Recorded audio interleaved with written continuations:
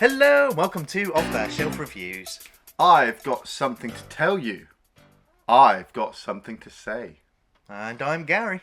And today we're going to review and discuss Romancing the Stone, which came out in 1984, written by Diane Thomas and directed by Robert Zemeckis. Ian, why don't you give us the synopsis? Well, the story follows Kathleen Turner's character, Joan Wilder, a romance novelist whose sister has been kidnapped in Colombia.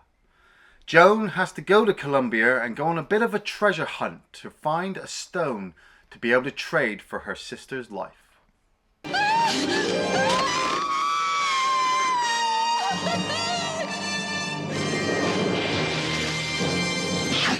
So this film was or still is widely regarded as a rip-off of Indiana Jones and the Raiders of the Lost Ark. Yeah, And, kind of. you know, of all the clones of that film, Yeah. this is probably the most successful one or the best one. Yeah. And it's also a little bit unfair to call this film a rip-off of Indiana Jones, considering the script for this was written back in 1979. Wow.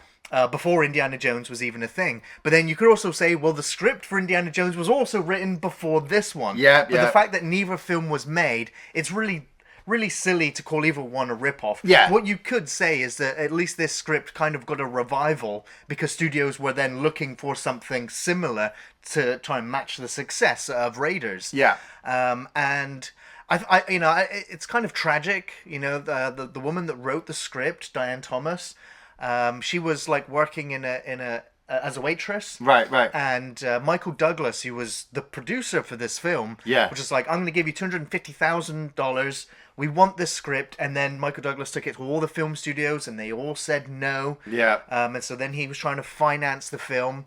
And then it obviously got Robert Zemeckis involved and a few others. And the studio was like, okay, you've got like $9 million to go and make this film. Nice. And of course, no actors were that interested in it, and so Yeah. Michael Douglas was like, well, I'm already producing it. I've already paid for the script. I'm gonna have to be in it myself. Yeah. You know, and the studio were uneasy because like Michael Douglas, untested action hero. Yeah. Kathleen Turner, you know, she'd had a successful film, but like untested really, and Yeah. she was going to be the lead, a female-led action movie. Yeah, So the yeah. studios were just like, this isn't gonna work. It's not gonna work. But sadly, Diane, the writer, Michael Douglas bought a really expensive car, Yeah. and her boyfriend was driving it, and she died in a car crash Savage. before the sequel to this film was even released. But yeah, it's a bit of a tragedy. Yeah. But needless to say, as well, with the film, it unnerved the studios when they were doing test screenings. Yeah. So much so that they fired Robert Zemeckis off directing Cocoon. And Robert Zemeckis also Cocoon. believed that this was the end of his filmmaking career. Yeah. Of course, when the film eventually released after a few minor edits and cuts, huge success. Massive. I remember, like, back when I was younger, like, ITV Channel 3 over here would have big Saturday blockbuster evenings. You know, every Saturday night was just another, 80s classic movie being hit out. And I remember they had a series one time. You had Romancing the Stone, you had Jewel of the Nile, which is the sequel, and then to finish it off, you have The War of the Roses, which is like the third combination of Kathleen Turner and Michael Douglas together. And honestly, I watched all three of them in like a 3-week period, and my eyes were opened. You know, Michael Douglas, like, big name, big name. You know, he's done some really good hits that I've never seen. Like, I've never seen like Wall Street. Okay, yeah. You know, fantastic, like yeah. I've always wanted to, but I'm not massively interested in money making or Suits screwing people over. You know, like I've seen Coma. That's like he's a big part in that movie, but once again, it's another big female lead. You know, Kathleen Turner, really loved her as an actress in these 3 movies, but then she just seemed to kind of disappear into obscurity. And I did look into her back history a bit, and she kind of had a bit of a problem with alcohol, you know, and was noted for being a bit of a diva. And I'm like, well, you know, it was the 80s, it was a time, different things going on.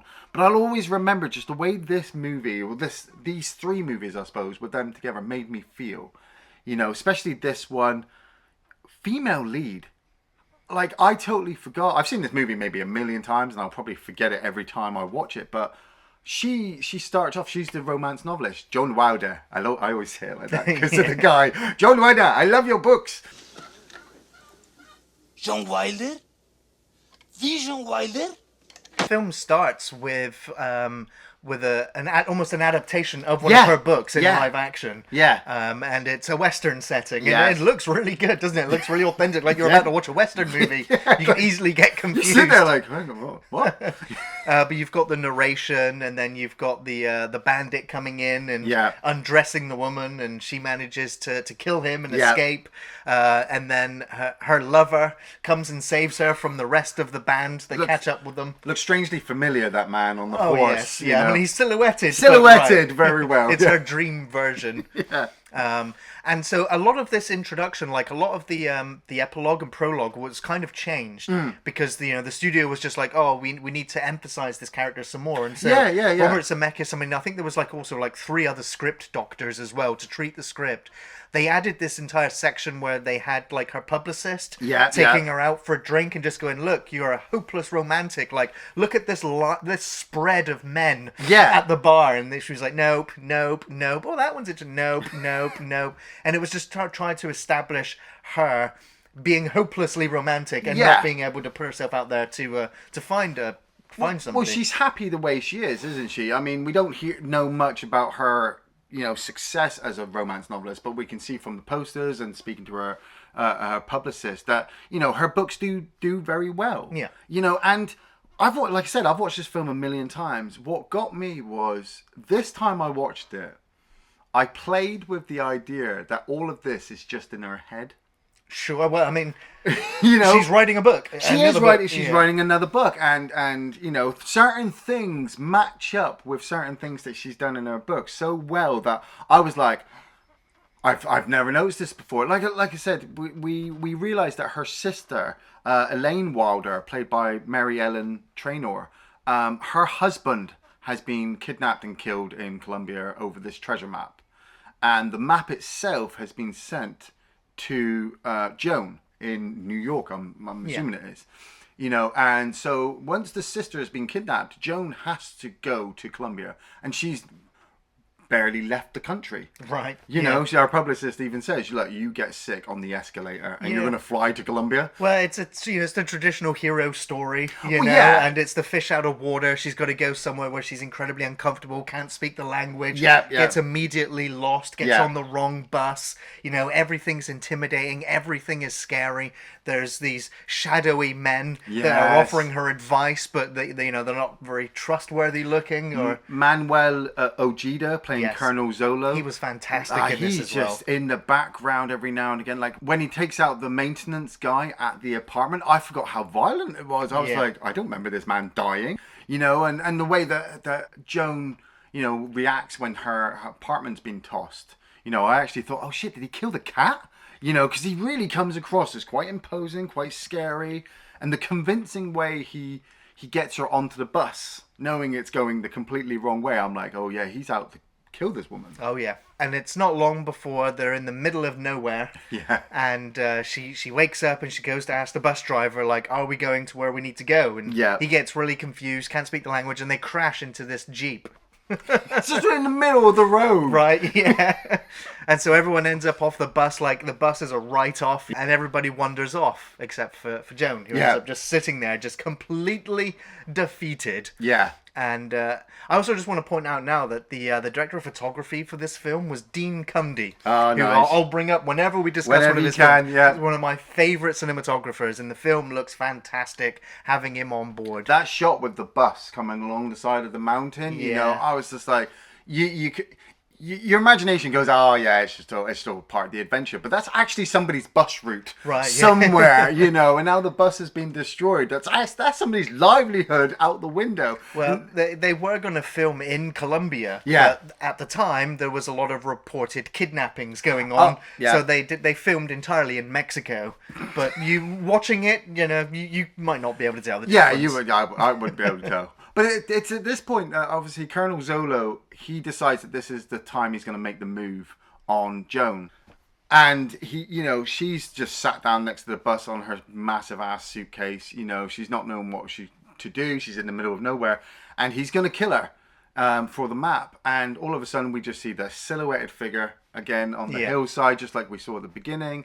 The Colonel Zolo fires a shot at this figure, and it's Michael Douglas, Jack Holton. And when he pulls that shotgun out, I immediately just started to think, wow, this is so like a romance novel, because as good as these two guys are with guns, they are terrible shots.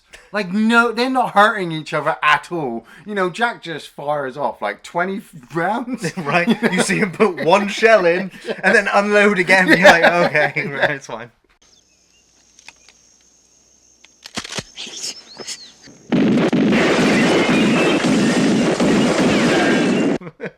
But that's in my mind, that's what kept me kind of happy, kind of in a positive mood, because like, this is just an adventure now. The hero, and like what you said about Raiders of the Lost Ark, people saying that this is a copy of it.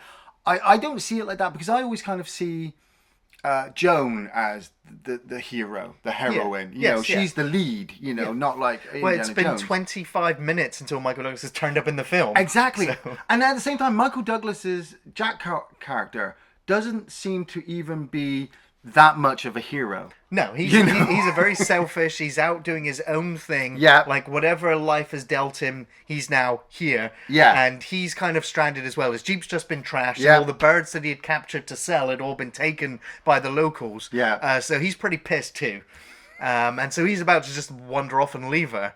And she kind of has to pay him to look after her. And I think she ends up deciding on like $300 or $400 to get her to a telephone. Yeah, I didn't get this part as well. She's like, I'll pay you. And he's like, how much? And she's like, $50. I'm like, you're in the middle of the jungle. That wouldn't even buy you water.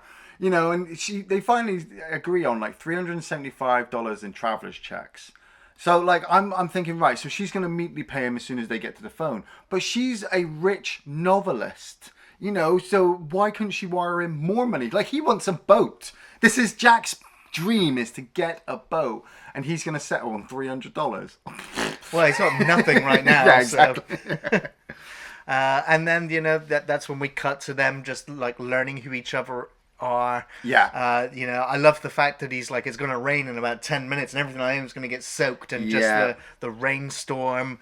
I love the sequence where he hacks off the heels of her shoes.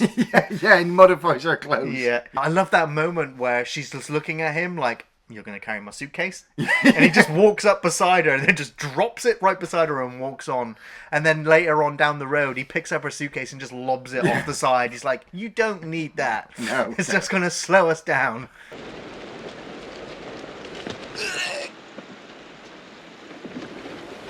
Okay, let's make some time. But then, of course, during the rain, they end up going down an awesome mudslide. She goes, and then he's like, oh, shit, and then he goes. That one image always pops up with his head landing between her legs. They're like, every trailer for this movie had that shot in it, to go, oh, look at the loving relationship between Michael Douglas and Kathleen Turner. And this is what this jungle bit all establishes. Like Gary said, Jack is a bit of a selfish character, and Joan is very naive. But when the two of them together, they give each other like a bit more oomph in their characters. Danny DeVito playing Ralph. I mean, Ralph and Ira are a pair of like cousins who are criminals, and they want the map from Joan. So they've kidnapped Joan's sister and have her hostage. But they're not the ones that killed Elaine's husband. That's the colonel. So they're all after this map, but they're all wanting to screw each other out of it as well. And like Danny DeVito has some of the best lines when he's talking to Ira over the phone. And Ira really doesn't do anything. He'll appear every now and again and say, oh, look at those snappers. I never realized how much he says it in this film. Look at those snappers, Ralph. Look at those snappers, will ya? Look at those snappers. Like, why is that line so important to have in every single shot he's in?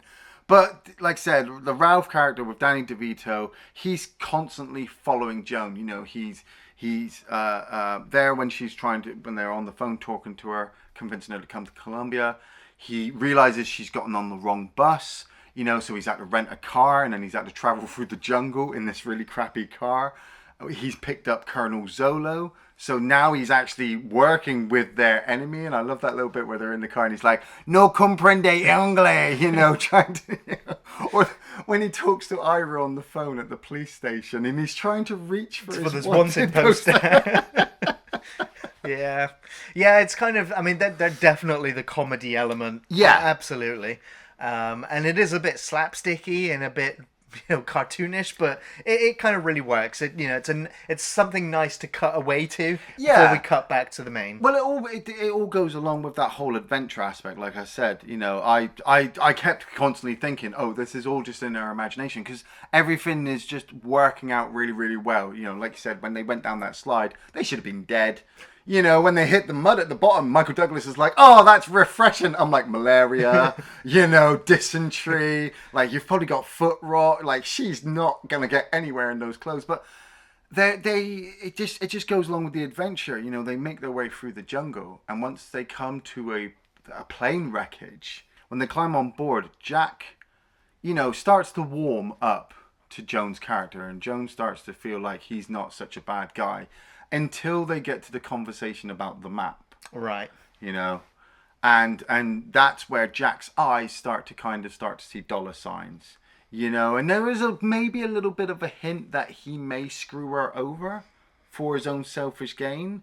But you couldn't screw Joan over. She's too nice.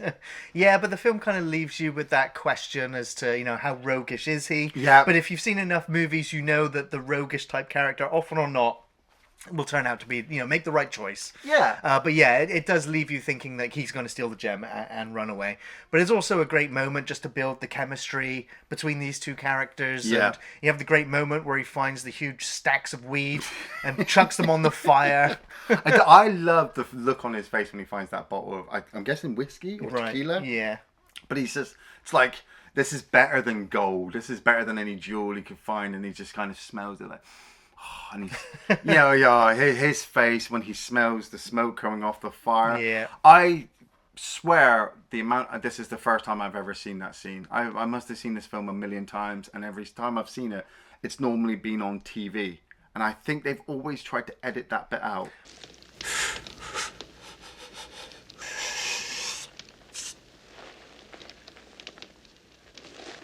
Yeah, that's what I call a campfire. Probably because it cuts to the snake, the Bushmaster coming over her shoulder and him, cutting the head off the snake and then just pulling this ever so long snake. Oh, but it's so tasty. But it establishes like his kind of protector role at this point and her being, completely out of her element and trying to adjust to this new environment. Oh, man, I tell you, one hell of a morning. It's turned into a bitch of a day. So Jack and Joan make their way to a local village in the mountains, which is just full of drug runners. They start being followed by some really shady characters carrying guns. And they get told that the only person who's got a car in this whole of this town is the bell maker at the head of the town.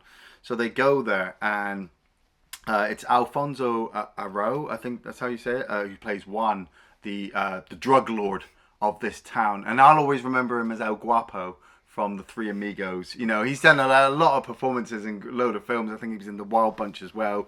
But it's the way that, they've already spoken to the people in the town. Joan's spoken to the people in the town. And Jack's all ready to shoot them. So you think it's going to all kick off. And then when they go to the Juan's place, Jack tries to talk to him and Juan's just not having any of it. But when he sees Joan Wilder... that voice every time gets me. You, Joan Wilder! Yes! He gets so excited. He's like, I'm your biggest fan. I've got all your books. Come in. Come in. Treats them like royalty, essentially. Yeah. And he's just like, yes, I've got a mule that you can take. It'll get you where you need to go. And let's go and do it now. And he realizes that, like, the army are making their way there. The general is on his way. And then we get a fantastic chase sequence with machine guns and gunfire and jeeps bouncing over rough terrain. It's just like you said, the cinematography with just some of the shots establishing, this whole massive chase sequence. At this point, I started to really think about like classic old black and white adventure films like this. Oh, yeah. And how this shot would probably be like the horse chase through the village, and the big gunfight. But now it's just been updated, and you got this badass black truck bombing through. You got one just kind of laughing like, "Don't worry, she's fireproof. Yeah, it's having such a good time." And they're like, "How are we gonna get over this river?" And he's like, "Oh, I do this all the time." And he hits this ramp, and he's just like, "See ya." I'm like, wow, that's just the idea of this drug lord just actually being the biggest fan to this romance novelist. And the publishers that had actually said it at the beginning, like, these countries, they love you, so if you're kidnapped, but it doesn't even cross the mind of this guy. Like, no. he's just happy for her to be there and show off his mule as well. But when they get to the village, I love that little scene where Danny DeVito's on the phone. He's just like, "Ira, I can't find her. I've lost her. I've just managed to get away from the colonel, and what are we gonna do? And I've got this really bad feeling." And he turns around and he sees Kathleen Turner and Michael Douglas in the town. He's like, "You lucky son of a bitch." Everything's just playing off, but it's not too crazy that you wouldn't find it just coincidental that they've just found themselves in the same town. But before they got there was that moment where Jack turns and he sees like the giant cactus or the tree. Yes, and he's like, "Oh, that's the Devil's Fork." Yeah, he's like, "I must come back here." And he ends up stealing the map and making a photocopy of it. He keeps asking for a Xerox machine to make a scan of it. I didn't know what a Xerox machine was. It's a photocopier. Yeah. It's an American thing. Right. Listen, you wouldn't have a Xerox machine around here, would you? Yeah, we have one in the back. But he goes and makes his way to go and steal the gem. Yeah, well, they spend the night with each other, don't they? Him and Joan. And he realizes that he was going to steal it from her, but he has fallen for her, which is kind of nice because she's still fallen for him. But you as a fan, you still know that there's going to be like a turning point where they realize like he's a bit of a dick. Because he's still wanting the money. He's still not sure about it. And when Colonel Zola the next morning turns up and starts to search for them, they escape with each other to the fork, but then realize that it's actually not the fork and start to make their way to the secret waterfall. And it's really simple but really nicely done. Just the whole map stuff. It's not over the top. It's like, oh, here's one location. Actually, we'll go here. We're here. Now we got to dig. So it's like, oh, that's really quite simple. It's keeping the pace going, to the point that when they found the mother's milk area and they're digging it up and they find the statue. Yeah, they find the statue. Once again, Joan is like, "Oh, it's just like in one of my books." And I'm like, "Oh, really?" She's sat at home right now just on her typewriter and this is all in her freaking head. Jack's just a figment of her imagination. But it's where he's like who put it in this bunny rabbit conquistadors? Did I miss when they established how old this jewel was? I don't think so. No, because they smash it and they find it, and it was just a nice way to hide something valuable in something that's unassuming. Yeah. Despite the fact that it's kind of hidden in this area anyway. Well, that's it. They've found the jewel. They put it in the statue. Then they wrapped the statue in grass, covered it in vapor, shoved it in this thing, then made an old schooly map of it to get found. Right. Well, to remember where it was. Right, okay. Not to overthink it. Yeah. It's a priceless statue. But once they found the jewel, Ralph comes along and takes it from them, and then it turns into another massive, huge chase sequence with Zolo and his elite army just chasing them down the hillside. The fact that they have to just drive their car straight into the river, right? It's another one of those over the top action moments where it's just like that car is never going to do that, but there they are, you know, safely going down the river. And once they get separated, don't they? They go over a waterfall, yeah. Yeah. And they both end up on either side. And that's when Jack's like, just go back to the hotel and, yeah, I'll meet you there. Promise. Yeah, I've She's got like, the stone. I never should have trusted you, Jack. No. He's like, no, trust me. I'll see you later. Yeah, bye, bye. But it's when she gets finally to Cartagena as well, where she's been trying to get to from the start. And she's contacted by Ira and Ralph that she can come and meet her sister, because she still has the map. Yeah. And Ira doesn't know that they've got The stone's been taken, yeah. I love the fact that they got onto a boat called the Orca. Right, yeah. And it was a lot bigger. Well, yeah. Yeah. Well, it's a small nod because Zemeckis had worked with Spielberg on 2 previous movies, and so kind of left that there as like a nod. Yeah. Yeah. I never noticed it before. I'm like, oh, we did get a bigger boat. That's great. But then they're in the basement of the ruins of this water tower. And, you know, Ira's there like, give me the map.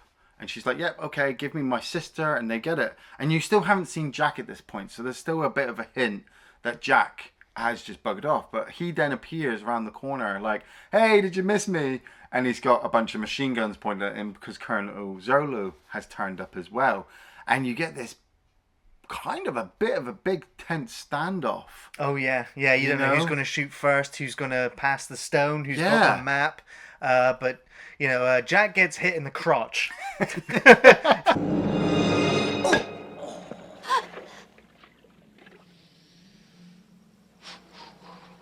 And then it dislodges the gem. It's the noise. Which falls down his trouser leg and lands on his boot. Which, of course, he kicks into the air. And then one of the crocs just swallows it whole. Well, no, Zolo catches it. Oh, doesn't sorry, he? he catches it, He catches yeah. it, and Yes. he's like, "Ha ha! You can't do this!" And the croc bites his hand off, and I'm like, I do not remember it being this bloody and gory at this point. No, me neither. I didn't remember that either. But he's there screaming with his stump. Come And that's when all the gunfire and goes off, and it's quite an exciting shootout. You know, we got armies on both sides shooting at each other while our heroes are scrambling around Yeah. to try and help each other. Yeah, and they end up. Was it Ira ends up getting onto his boat and leaving, and Ralph is left on the shore, and you see Danny DeVito like, are you sending the boat back? And Ira's like, I'll do it in a minute. I'll see you in a minute. And he just keeps extending Yeah. it until they're pulling away, and Danny DeVito's like, you're still not sending the boat? What? And then you catch Jack, who's caught between trying to save Joan from Colonel Zolo, who really wants to kill her, or taking out the croc, which is swallowed, or alligator, I'm not entirely sure. It's a reptile. It's a large amphibious reptile which has swallowed the stone, and he's caught between, and he's got hold of the tail and realizes he can't leave Joan to die, so he lets it go, grabs the gun, aims up his shot, and then listens to the gun go click. And you're like, oh no! But I always find this next bit, I've seen this bit maybe the last 3 times since I've watched it, and it's finally stood with me, where he runs and jumps at the wall Yeah. and then manages to climb up the wall. Yeah. Well, it's actually, I mean, Kirk Douglas has said that he's always wanted to show off his rock climbing skills in film. Well, okay, yeah. Because when he was working, or when he was a young lad on the set of Spartacus with his dad, Nice. when they weren't shooting, they went rock climbing together. And so now he got to put it into a film. Can you imagine saying that? Like, what did you do over the summer? Started in Spartacus with my dad. Oh, that's nice. I went fishing. Yeah. But I feel like that makes this scene actually. I mean, it's still movie magic. Oh yeah, but it makes that scene a bit more fun now, because, like I said, when the last 3 times I'd watched him climb up that wall, I thought, oh, it's silly, it's fake. It goes into the adventure aspect of Jack being Jack of all trades. Yeah. But knowing that Michael Douglas can actually do it, I'm like, yeah, I'll buy it, because he does finally catch up with Joan, but she's killed Zolo herself. Yes. Which I think is so great that you could easily misinterpret this movie as the girl being saved by the guy constantly, because of the way it's maybe promoted, you know, the poster, the way Michael Douglas is shown to be the hero. But Joan, just like the beginning with the cowboy, she takes out the bad guy here. You know, she's the hero at the end of the day. You know, Jack's just actually there for the ride. He fucks off. he actually turns to her and goes, I'll catch up with you. It was fun, but I need to get that alligator. And just leaves her. And so Joan is able, he even says to her, don't tell the cops who I am. As in, take all the credit for yourself. You've saved the day. You stopped all this. You're good. And she returns back to New York. Her book's done really well. She's happy. She's had her life-changing adventure. But you can tell that there's still something missing in her. And when you see that big boat in the middle of the street, Yeah, and they get to have their romantic kind of sailing off into the sunset. Yes, kind of ending, which is really sweet. Yeah, it's well earned. Like when it's happening in the film, you're just like, yeah. Perfect. Like you totally earned that. You went through all this. It wasn't too over the top. You got the jewel. Done. Well, then, do you have any memorable or favorite scenes from the film? Oh man, you know me. I have a few. I mean, it's not my favorite, but I will throw in that opening. Like I still love a good western every now and again, and this opening sequence was done so well that I really liked the narration from Kathleen Turner over the top. It went in well with what I was seeing, so that I was like the novelist was reading it to me, and then when it cuts to her in complete tears at the end, I was just like, yeah, I'm behind that. The bus to Cartagena, love that shot of them driving along the mountain, and just the imagery of being on that bus, how long your village must be away, and if you do crash into Michael Douglas's Jeep, like how far you have to walk all the way back to get another friggin' bus. Their whole meeting in there, just a lot of the sequences between Michael Douglas and Kathleen Turner are just so fun. The crashed airplane sequence I'm just going to bring up right now because Michael Douglas looking wasted. You can tell him and his dad had some fun during the 70s and 80s. The slide coming down that mudslide. There's something about 80s movies in the jungles that made slides look really cool. This and Goonies. Predator, Goonies. They just made it look so fun. And then when he comes off the bottom and his head hits between her legs, it's just like, there's a part where he would have just stayed there. But he's a gentleman. He's going to stand up and be like, woohoo! Jack T. Colton. What's the T stand for? Trustworthy. I'd totally forgotten that line. And I was like, oh man, him and Jack Burton in a bar. Right, yeah. That would be a hell of a great time. El Guapo with Alfonso Arroyo, he's just great. I love the whole interaction he has with Michael Douglas, and then how excited he gets when his favorite novelist is there, and then the whole chase sequence. It's a lot of the action sequences in this film are, I suppose, in some people's eyes, cheesy. Nobody really gets hurt. It's just a lot of 80s camera angles of cars sliding, but you grew up with this. It's nostalgic. It's fun. Nobody's going to die, so you're just along for the ride. It's it's exciting. And my last favourite scene is Colonel Zolo getting his hand bitten off. Like I said, I'd totally forgotten about that bit. I knew he got eaten by alligators. And the way the film kind of emphasizes, oh, look at these snappers all the way through. You're like, they're going to be used. But I don't remember this bit being so bloody or gory, Maybe it's the same thing with Temple of Doom, like they show it in certain ways when you're a kid to take away the gore, but when you actually watch it, you're like, oh shit, that's right. It's overly violent. But yeah, Colonel Zolo dying. Yeah. For me, I think my favourite entire sequence in the film is her on the bus. Nice, like from the moment she gets to Colombia, gets on the bus crash, and then the first shootout and her introduction with Jack. Like the film just goes at a really good pace. You really get immersed into the world, and the characters and the snappy, witty dialogue. Yeah, it's just perfect. Like a fantastic sequence. Two of the things that made me laugh out loud is when they've just got the treasure, and Danny DeVito says, "Quick, let's get out of here before Batman comes home." I was just like, oh, it's only a few years before you'll have a run-in with Batman. Boom! Mind blown, Danny DeVito. And there was another, it's funny, not funny. Right. Like right at the beginning when Kathleen Turner comes out of her room and there's an old lady making her way up the stairs.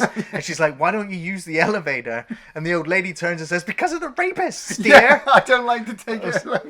I was like, is this a New York thing? I guess so. Like, it's pretty horrible, but the way she delivers it, it's pretty funny. Yeah, yeah. Yeah. No bad scenes to mention at all.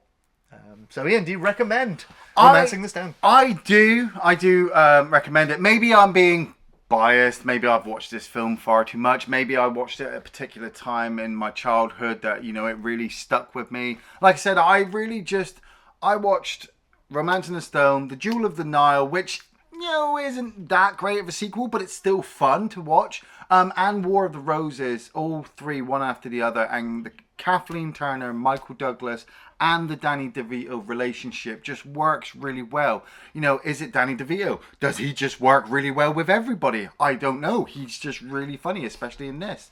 Same with Kathleen Turner. You know, okay, she didn't do a lot after the 80s, but what she did do during the 80s, she'll always be remembered for.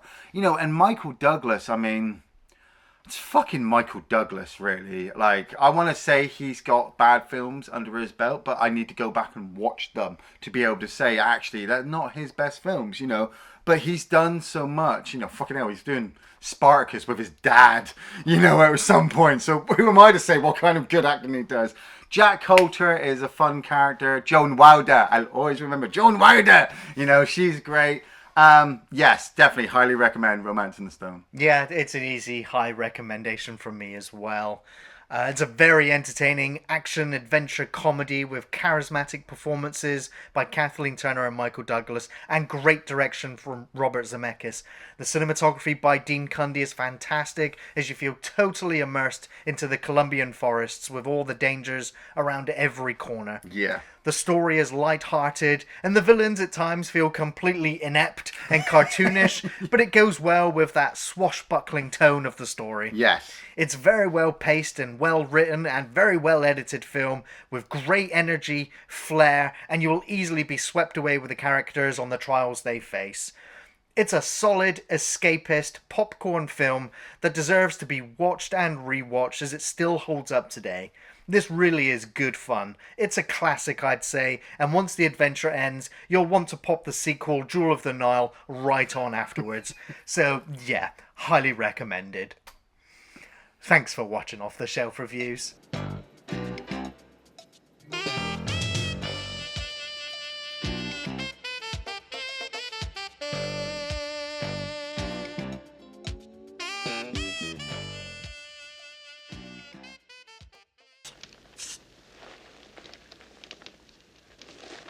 Yeah, that's what I call a campfire.